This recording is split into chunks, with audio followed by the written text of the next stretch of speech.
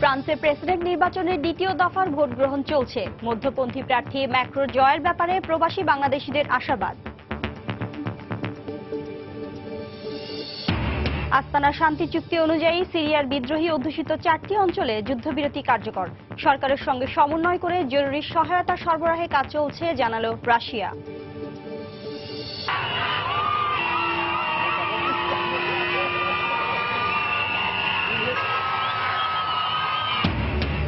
এবং ভেনেজুয়েলার প্রেসিডেন্ট মাদুরোর পদত্যাগের দাবিতে হাজার হাজার নারীর সমাবেশ।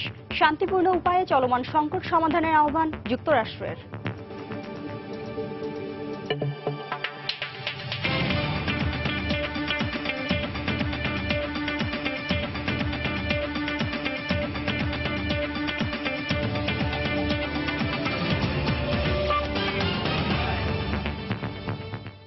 আন্তর্জাতিক সময়ের সঙ্গে আছে আমি শিরিন আক্তার। ফ্রান্সের প্রেসিডেন্ট নির্বাচনের দ্বিতীয় পর্বের ভোট গ্রহণ চলছে। স্থানীয় সময় সকাল 8টায় শুরু হয়ে রাত 8টা পর্যন্ত চলবে ভোট গ্রহণ। নির্বাচন পূর্ব বিভিন্ন জরিপে মধ্যপন্থী প্রার্থী ইমানুয়েল ম্যাক্রো তার প্রতিদ্বন্দ্বী কট্টর ডানপন্থী প্রার্থী ম্যারিন লে পেনের চেয়ে এগিয়ে রয়েছেন। এর মধ্যেই ফরাসি নির্বাচনেও আলোচনার তুঙ্গে রয়েছে ইমেল হ্যাকিং এর অভিযোগ। এই বিষয়ে তদন্ত করে ব্যবস্থা গ্রহণের আশ্বাস দিয়েছেন ফরাসি প্রেসিডেন্ট ফ্রাঁসোয়া ওলাদ। সকাল 8টা থেকে শুরু হয় ফ্রান্সের বহুল আলোচিত প্রেসিডেন্ট নির্বাচনের দ্বিতীয় পর্বের ভোট গ্রহণ। সকালের দিকে বিভিন্ন কেন্দ্রে ভোটারদের সংখ্যা কিছুটা কম থাকলেও বেলা বাড়ার সঙ্গে সঙ্গে বাড়তে থাকে তাদের উপস্থিতি।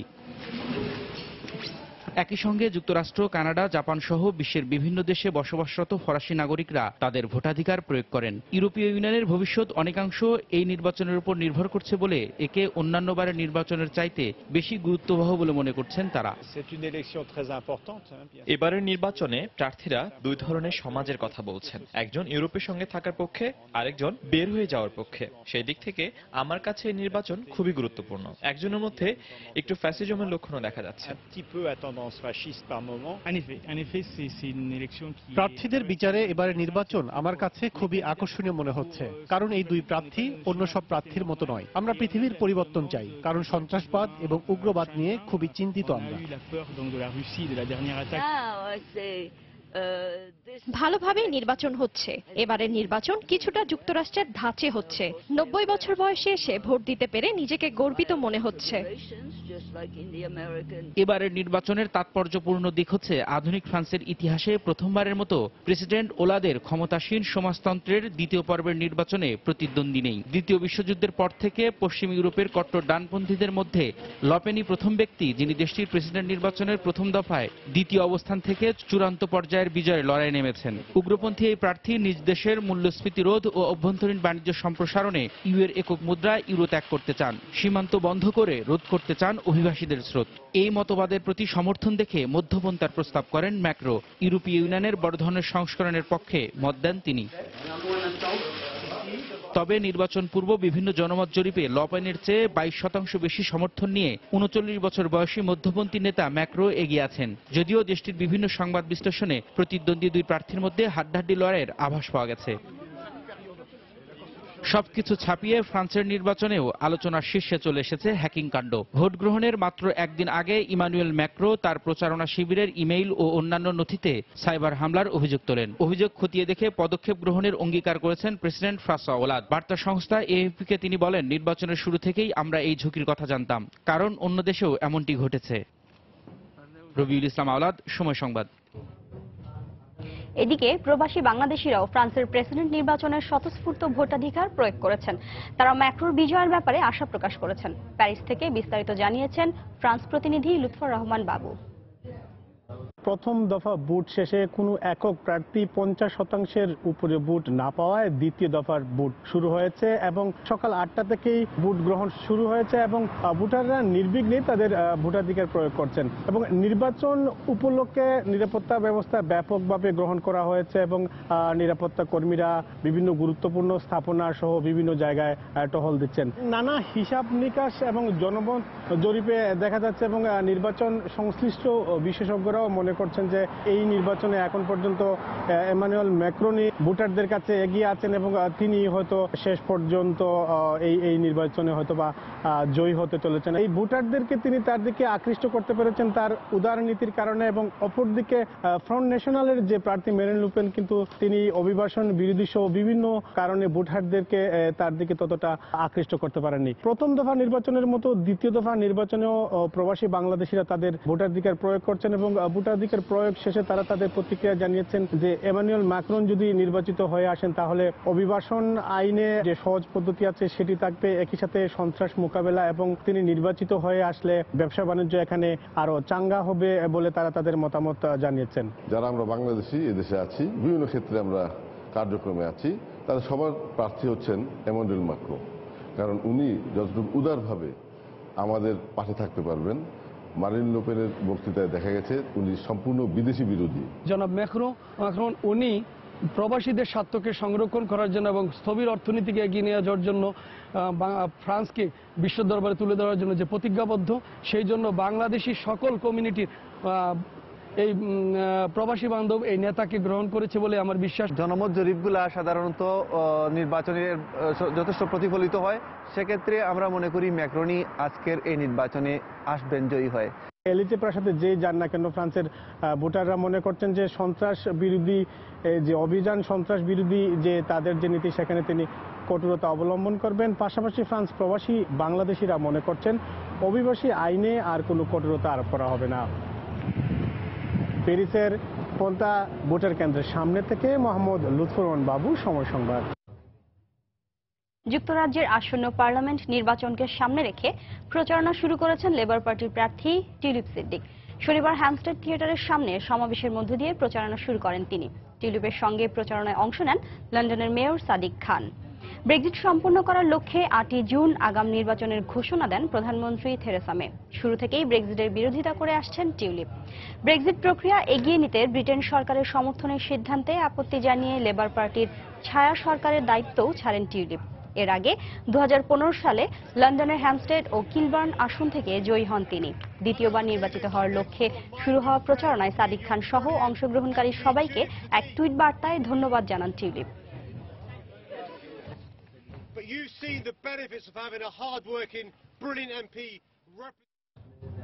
আন্তর্জাতিক সময় আরো দেখবেন, নাইজেরিয়ার চিবক শহরে 3 বছর আগে অপহৃত স্কুল ছাত্রীদের মধ্যে আরো 80 জনকে মুক্তি দিল বোকো হারাম। সরকারের সঙ্গে দীর্ঘ সমঝোতার অংশ হিসেবেই এই সফলতা। যুদ্ধবিরতি কার্যকর হওয়ায় শান্তিপূর্ণ অবস্থায় ফিরে এসেছে সিরিয়ার বিদ্রোহী অধ্যুষিত প্রধান 4টি অঞ্চল। এই অবস্থা বজায় থাকবে কিনা তা নিয়ে মিশ্র প্রতিক্রিয়া দেখিয়েছে সাধারণ সিরীয়রা। আস্তানা চুক্তির বিস্তারিত প্রকাশ করে রাশিয়া জানিয়েছে উদ্বাস্তু মানুষদের বাসস্থানে ফেরাতে সিরীয় সরকারের সঙ্গে সমন্বয় করে ত্রাণ ও জরুরি সহায়তার ব্যবস্থা করা হচ্ছে। সিরিয়ায় নিরাপদ অঞ্চল প্রতিষ্ঠায় রাশিয়া, তুরস্ক ও ইরানের সমঝোতার প্রতি অনাস্থা প্রকাশ করেছে যুক্তরাষ্ট্র সমর্থিত প্রধান বিদ্রোহী দল।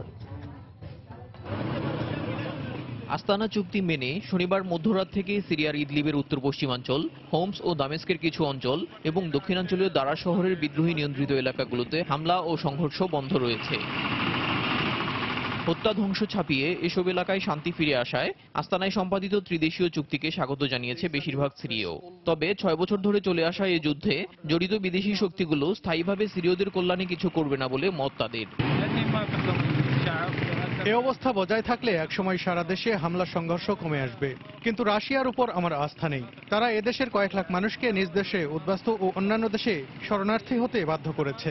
ষড়যন্ত্রের কলকাঠি নেড়ে আসাদ সরকারের কাছ থেকে সুবিধা নিতে চাইছে রাশিয়া।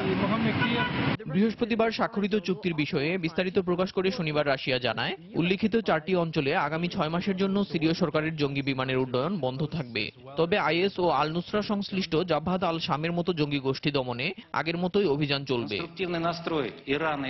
এসব অঞ্চলে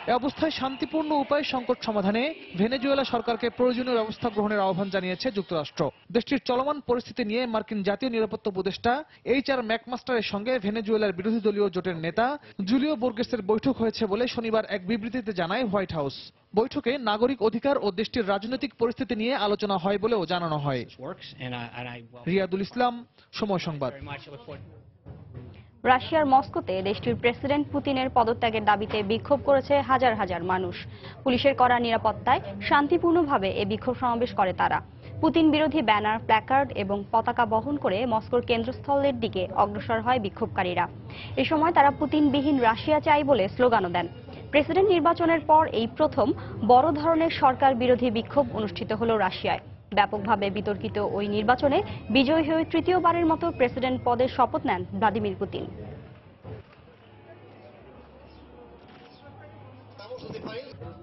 নাইজেরিয়ায় ৩ বছর আগে অপহৃত ২ শতাধিক স্কুল ছাত্রীর মধ্যে আরও অন্তত ৮০ জনকে মুক্তি দিয়েছে জঙ্গি গোষ্ঠী বোকো হারাম। শনিবার সরকারি কর্মকর্তার বরাতে আন্তর্জাতিক গণমাধ্যম জানায়, সরকারের সঙ্গে জঙ্গি গোষ্ঠীটির আলোচনার পর সমঝোতার অংশ হিসেবেই ক্যামেরুন সীমান্তবর্তী বানকি শহরের কাছে ওই ৮০ ছাত্রীকে মুক্তি দেওয়া হয়। যদিও এই বিষয়ে সরকারের পক্ষ থেকে বিস্তারিত কিছু জানানো যায়নি। এর আগে গত অক্টোবরে রেড ক্রসের সঙ্গে সমঝোতার পর ২১ স্কুল ছাত্রীকে মুক্তি দেয় বোকো হারাম। ২০১৪ সালের ১৪ এপ্রিল চিবক শহর থেকে ২৭৬ স্কুল ছাত্রীকে অপহরণ করে জঙ্গি গোষ্ঠী বোকো হারামের সদস্যরা। এর মধ্যে অর্ধ শতাধিক স্কুল ছাত্রী পরবর্তীতে পালিয়ে আসতে সক্ষম হলেও বাকিরা নিখোঁজ থাকে।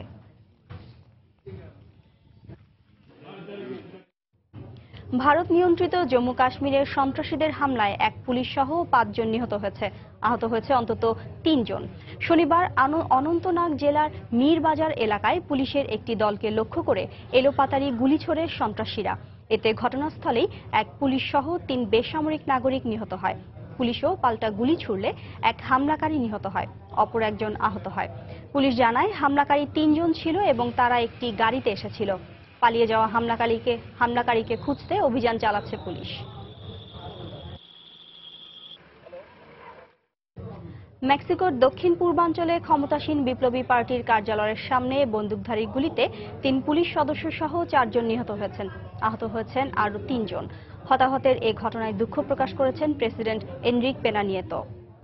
স্থানীয় গণমাধ্যম জানায়, শুক্রবার সকালে দলীয় উচ্চপদস্থ নেতারা কার্যালয়ে সভা করার সময় হামলার চেষ্টা হলে পুলিশ তা প্রতিহত করে। পরে পুলিশের ওপর হামলা চালায় বন্দুকধারীরা। পাশের ভবন থেকে ধারণ করা একটি ভিডিওতে দেখা যায় ৭ বন্দুকধারী এ হামলায় অংশ নেয়। ২ জনকে সন্দেহভাজন হিসেবে আটক করেছে পুলিশ। হামলার ঘটনার বিষয়ে পুলিশ আনুষ্ঠানিকভাবে কিছু জানায়নি, তবে সুষ্ঠু তদন্ত ও বিচারের প্রতিশ্রুতি দিয়েছে ক্ষমতাসীন বিপ্লবী পার্টি।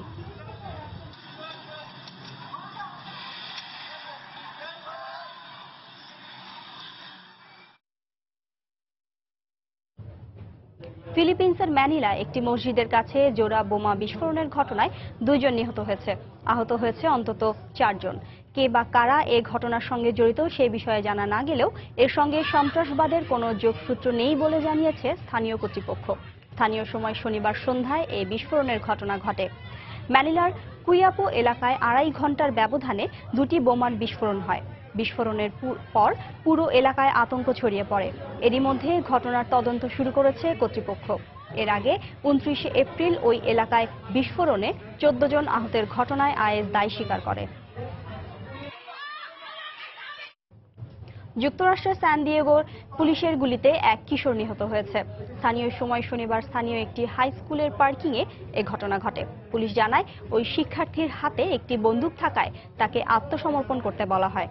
কিন্তু ১৫ বছর বয়সী ওই কিশোর সামনের দিকে এগিয়ে আসলে তাকে লক্ষ্য করে গুলি চালায় পুলিশ। আদেশ অমান্য করার কারণে এ ব্যবস্থা নিতে বাধ্য হওয়ার কথা জানান কর্তব্যরত পুলিশ সদস্যরা। নিহতের পরিচয় প্রকাশ করা হয়নি।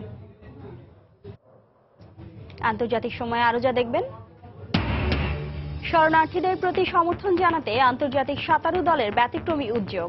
প্রশান্ত মহাসাগর সাঁতরে মেক্সিকো থেকে গেলেন যুক্তরাষ্ট্রে। অবৈধভাবে ইউরোপ যাওয়ার পথে লিবিয়া উপকূল থেকে ১৬০ জনেরও বেশি অভিবাসন প্রত্যাশীকে উদ্ধার করেছে লিবীয় কোস্টগার্ড। শনিবার ত্রিপোলির পূর্বাঞ্চলীয় উপকূলে অভিযান চালিয়ে এসব অভিবাসন প্রত্যাশীকে উদ্ধার করা হয়। উদ্ধারের পর এদেরকে নৌবাহিনীর একটি জাহাজে করে রাজধানীতে নিয়ে যাওয়া হয়। সমুদ্রপথে অবৈধভাবে ইউরোপ যাওয়ার ক্ষেত্রে অন্যতম প্রধান রুট হিসেবে ব্যবহৃত হয় লিবিয়া। গত 3 বছরে দেশটি থেকে সাগর পাড়ি দিয়ে ইতালিতে পাড়ি জমিয়েছেন অন্তত 1.5 লাখ অভিবাসন প্রত্যাশী। ইউরোপে অভিবাসন প্রত্যাশীদের তালিকায় প্রথমেই আছে বাংলাদেশিরা, এরপর আফগান, ইরাকি, ইরিত্রিয়ান এবং সাব সাহারান আফ্রিকানরা। এক বিশেষ প্রতিবেদনে যুক্তরাজ্য ভিত্তিক গণমাধ্যম ইন্ডিপেন্ডেন্ট জানায়, গত বছরের প্রথম 3 মাসে অবৈধ উপায়ে ইতালি পৌঁছেছিল মাত্র 1 জন বাংলাদেশি। চলতি বছর ওই সংখ্যা বেড়ে 2,800 ছাড়িয়েছে বলে দাবি করে independent. International organization for migration জানায়, বাংলাদেশ থেকে অভিবাসীরা প্রথমে দুবাই ও তুরস্ক এবং সবশেষ লিবিয়ায় পৌঁছায়। সেখানেই নিয়োগদাতা একজন তাদের থেকে কাগজপত্র সব কেড়ে নেয়। এরপরই দালালরা তাদের জোরপূর্বক শ্রমে লাগানো, পাচার করে দেওয়া সহ বিভিন্ন অপরাধ কর্মে বাধ্য করে।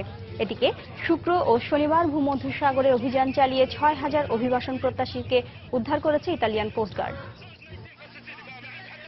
ফিলিস্তিনের সশস্ত্র গোষ্ঠী হামাস ইসমাইল হানিয়াকে তাদের নতুন নেতা নির্বাচিত করেছে। শনিবার দলটি সর্বোচ্চ নেতা হিসেবে হানিয়ার নাম ঘোষণা করে জানায়, 2 মেয়াদে দায়িত্ব পালন করা খালেদ মেশালের স্থলাভিষিক্ত হবেন তিনি। কিছুটা মধ্যপন্থী ও বাস্তববাদী নেতা হিসেবে পরিচিত হানিয়া হামাসকে আন্তর্জাতিকভাবে বিচ্ছিন্ন অবস্থা থেকে বের করতে পারবেন বলে আশা করা হচ্ছে। চলতি সপ্তাহে নিজেদের নতুন নীতিমালা প্রকাশ করেছে হামাস।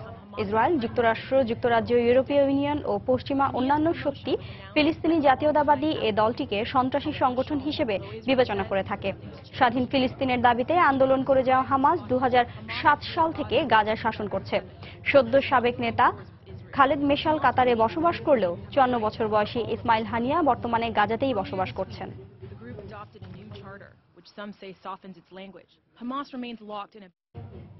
সম্প্রতি আফগানিস্তানে নিক্ষেপ করা মার্কিন সেনাবাহিনীর সবচেয়ে বড় বিস্ফোরক মাদার অফ অল বোমের নামের তীব্র নিন্দা জানিয়েছেন পোপ ফ্রান্সিস। শনিবার ভ্যাটিকানে এক অনুষ্ঠানে পোপ জানান, এ নাম শুনে তিনি লজ্জিত।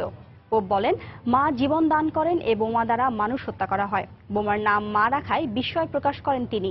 এর আগে গত মাসে আইএসের অবস্থান লক্ষ্য করে 9,800 কেজি ওজনের বোমাটি ফেলে যুক্তরাষ্ট্র। দাপ্তরিকভাবে বোমাটিকে massive ordnance air blast bomb বলা হলেও মাদার অফ অল বোম নামে সর্বাধিক পরিচিত এ বোমাটি। 24শে মে মার্কিন প্রেসিডেন্ট ডোনাল্ড ট্রাম্পের সঙ্গে বৈঠকের আগে এ প্রতিক্রিয়া দেখালেন পোপ।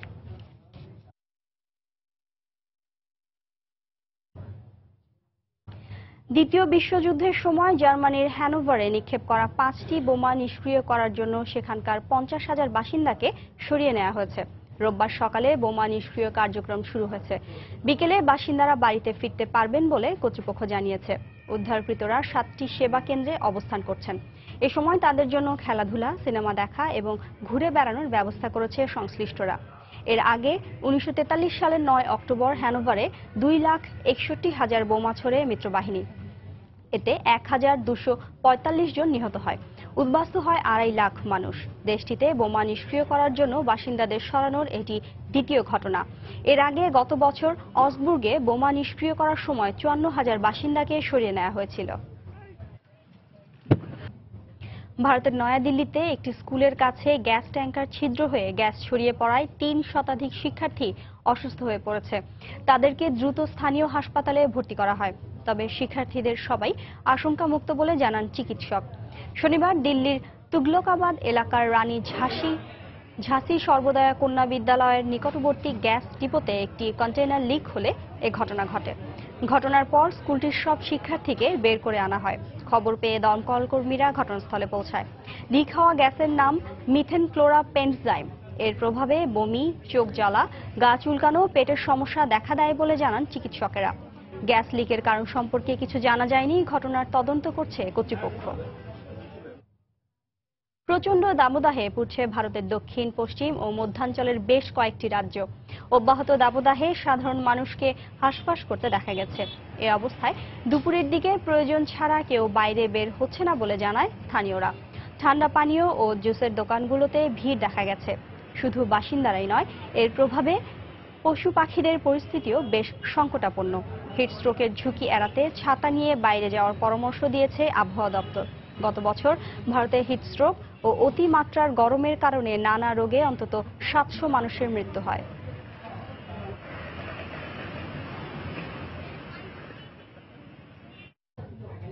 হঠাৎ আঘাত হানা শক্তিশালী টর্নেডোতে লন্ডভন্ড যুক্তরাষ্ট্রের বেশ কয়েকটি অঙ্গরাজ্য। স্থানীয় সময় শুক্রবার বিকেলে নর্থ ক্যারোলাইনা, জর্জিয়া এবং ভার্জিনিয়াতে আঘাত হানে শক্তিশালী এ টর্নেডো।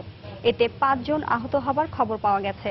ঝড়ের তাণ্ডবে গাছপালা উপড়ে পড়ে রাস্তাঘাট ও ঘরবাড়ি ক্ষতিগ্রস্ত হয়েছে। ব্যাহত হচ্ছে যোগাযোগ ব্যবস্থা। বিচ্ছিন্ন হয়ে গেছে বেশ কয়েকটি এলাকার বিদ্যুৎ সংযোগ। ফলে অচল হয়ে পড়েছে সেখানকার স্বাভাবিক জীবনযাত্রা।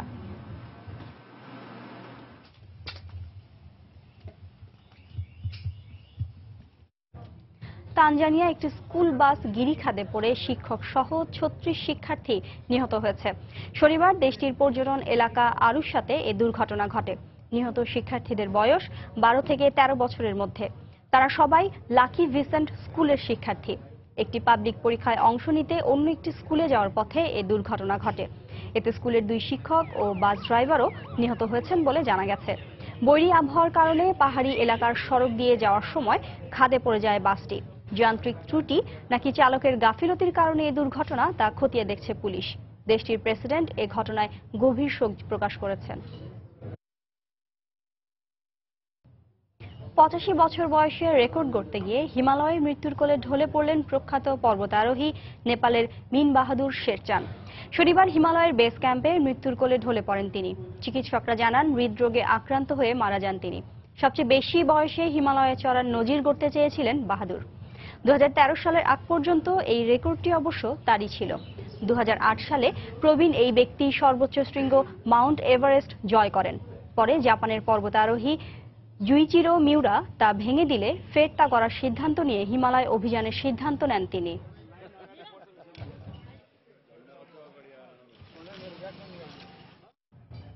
গুয়েতেমালার ফুইগো আগ্নেয়গিরি থেকে লাভা উদ্গীরিত হচ্ছে। এ কারণে গোটা এলাকায় সতর্কতা জারি করেছে কর্তৃপক্ষ।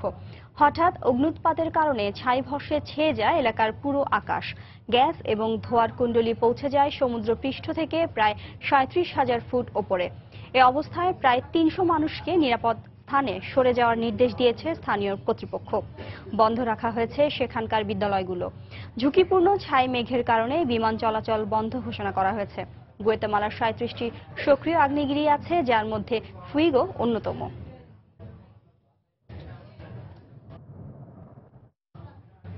শরণার্থী ও অভিবাসন প্রত্যাশীদের প্রতি সমর্থন জানিয়ে যুক্তরাষ্ট্র মেক্সিকো সীমান্তের প্রশান্ত মহাসাগরীয় এলাকা সাঁতরে পার হয়েছেন একদল সাঁতারু। তারা মেক্সিকোর উত্তর পশ্চিমাঞ্চলীয় তিজুয়ানা সমুদ্র সৈকত থেকে যাত্রা করে যুক্তরাষ্ট্রের ক্যালিফোর্নিয়ার ইম্পেরিয়াল সৈকতে পৌঁছান। এই সীমান্ত এলাকাটি তিজুয়ানা ও স্যান দিয়েগো শহরকে যুক্ত করেছে। কলিব্রি সেন্টার নামে একটি মার্কিন দাতব্য সংস্থা বিভিন্ন দেশের 12 জন স্বেচ্ছাসেবী সাঁতারুকে নিয়ে এ আয়োজন করে। দেশ সীমানা ছাপিয়ে সমুদ্র পৃথিবীকে যুক্ত করেছে জানিয়ে শরণার্থীদের জন্য সব দেশের সীমান্ত খুলে দেওয়ার আহ্বান জানান তারা। মেক্সিকো সীমান্তে দেয়াল তৈরি করতে মার্কিন প্রেসিডেন্ট ট্রাম্পের উদ্যোগ এবং ইউরোপের দেশগুলোতে মাথাচাড়া দিয়ে ওঠা অভিবাসন বিরোধিতার নিন্দা জানান তারা। মধ্যপ্রাচ্য সহ এশিয়ার বিভিন্ন দেশ, আফ্রিকা ও মধ্য আমেরিকা থেকে অভিবাসনের উদ্দেশ্যে পাড়ি জমানো মানুষের সাহায্যে বিশ্ববাসীকে এগিয়ে আসার আহ্বান জানান সাঁতারুরা। এবার গুলি চালানো এবং মাইন নিষ্ক্রিয় করবে শিল। রাশিয়ার রয়্যাল নেভিতে অন্তর্ভুক্ত হয়েছে 2টি শিল। 9 মে রাশিয়ার জাতীয় দিবসে নৌবাহিনীর পতাকাও তুলে ধরবে তারা। এদের একটির নাম টিটো, অন্যটি লিও। টিটোর বয়স 16 আর লিওর 9 বছর। এদের প্রত্যেককেই প্রশিক্ষণ দেওয়া হয়েছে সামরিক কাজে ব্যবহারের জন্য।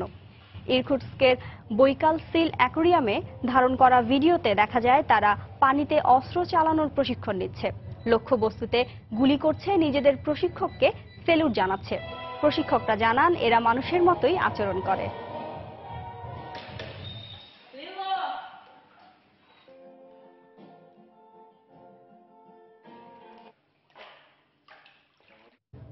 আন্তর্জাতিক সময়ের শীর্ষ সংবাদ জানিয়ে দিচ্ছি আরেকবার।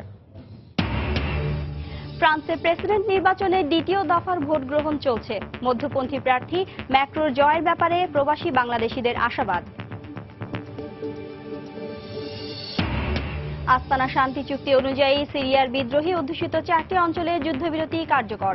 সরকারের সঙ্গে সমন্বয় করে জরুরি সহায়তা সরবরাহে কাজ চলছে, জানালো রাশিয়া।